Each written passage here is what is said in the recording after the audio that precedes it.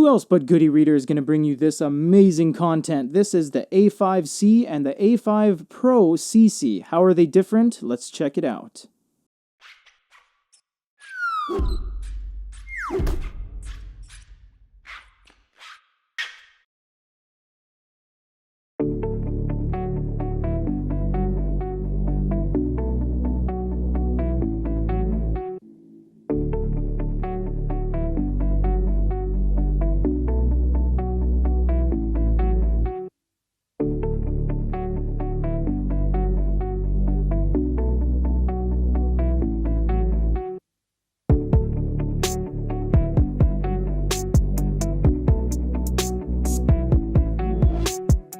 If you've seen our individual reviews, a lot of you guys are asking why we keep the glow light on. This is why. It's very difficult to see.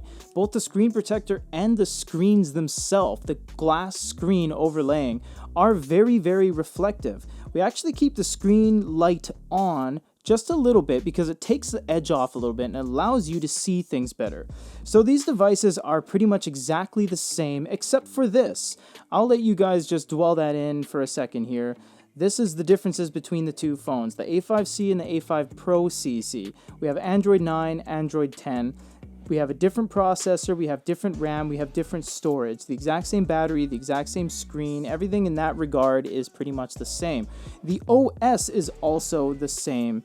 You can see they both have the exact same drop downs up top. They both have the same home screens. They are similar in that regard because the software used on both of these are identical. You can see right there. They have HiSmart. If you swipe from the bottom up, you get your little widgets and your panels. So in that regard, we're not going to dwell too much on that because you can watch individual reviews on both of these, but we're going to look at the things that are different. Starting with this, probably the most important and most crucial thing are the modes. You see on the A5 and the A5C, you only have smooth mode or clear mode.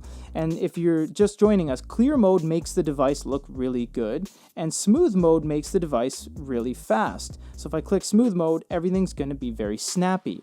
Now on the A5 Pro CC, this thing has clear, balanced, smooth, and speed. Clear being the best looking mode of all of them.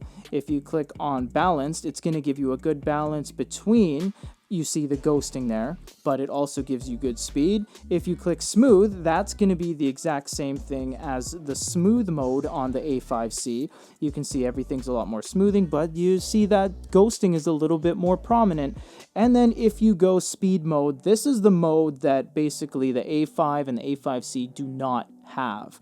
This is the one that separates this from the men from the boys. This is a very, very quick, snappy phone once you go into that mode. There is a fair amount of ghosting, but the beauty of it is that you're using this without too much compromise. This isn't that bad for eInk. If you're comparing this to a standard flagship LCD LED phone, then this is terrible, but they're different beasts. They're apples and oranges. This is running a color eInk screen. It's amazing that it can keep up with all the inputs that you're doing as fast as you're doing them. So in that regard, this thing is incredibly snappy. The RAM helps it, the processor helps it, and this fourth mode definitely helps it.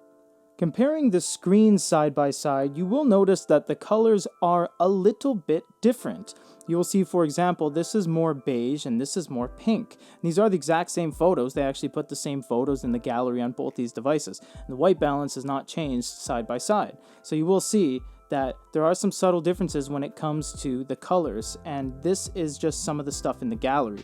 For some reason, they did add certain things to certain phones and it makes them different. I don't know why they did that, but you can see the reds are actually more rich on the A5 Pro CC, but on the A5C, they're more softened. So it looks like they did do some refinement on the newer version, the 2020 A5 Pro CC, than they did the previous version. Now remember, this is using the body of the A5, which is several years old at this point. The A5 Pro CC is the newer guy. This is the one that has the fingerprint sensor, the speaker, all that good fun stuff on there. So that is the differences in the screen as you can physically see them. You don't need to listen to me babble on. This is literally just filler while you look at the color differences on the screen. Is eInk smartphones? We're not even halfway through the year and we've already seen a bunch of them get released. Today we're going to look at the top 5 eInk smartphones of 2020 so far.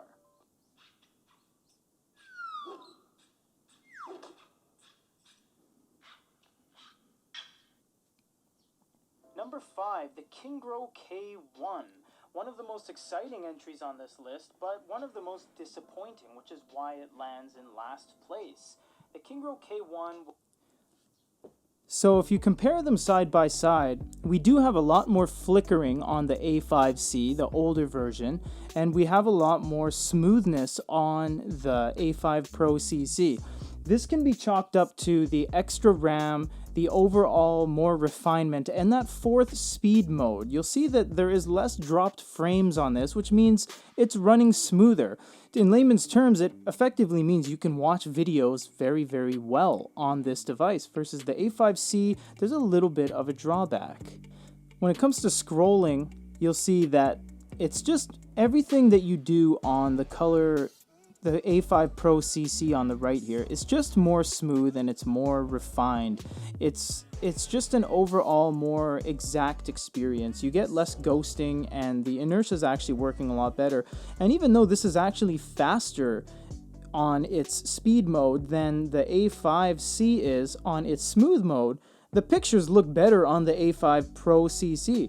You can see how grainy the A5C has to make the pictures in order for it to move.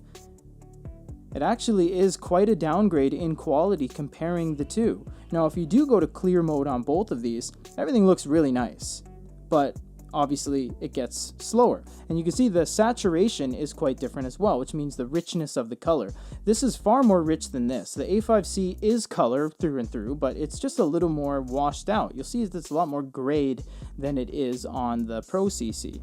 A small thing we want to mention is just a little thing, but it does make a big difference. You can see that we both have the ways to change the speeds down in the bottom right corner, but if we click on a box, you'll see that it goes away on the A5C. You can't actually change the speed at any point in time when you have your keyboard open, whereas on the A5 Pro CC you can, and honestly it seems small, but you might want it there, and it's non-existent on the older model.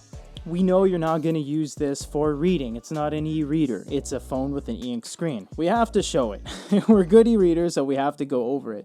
You'll see that they are different because we're using different apps, and why we show this is because there's no real way to show the reading experience on either phone. Because these are running Android, it is up to you to decide what reading app you want and which one works for you. Do you want one with page turn animations, like this one, that kind of make the phone flicker every time, or do you want something that's just a little more reader-centric that doesn't have any interruptions? It is up to you. You can download any reading app you want from either our app store or the app store included on the device, or just the internet under any APK file. The ultimate test in richness of color is a full color PDF. More importantly, the exact same PDF on both of these. This one is pretty much, to us as well, the most evident example of color richness. You will see even from the border up top how much more red that is than that. The blues, the backgrounds. His face is slightly more gray than that. It's the exact same shot, exact same screen protector on both of these, and it's the same PDF. So you will see that in terms of colors, the A5C did it first, but the A5 Pro CC did it better. It's just much better, and you can see we're gonna chime in for a second. That's a good example.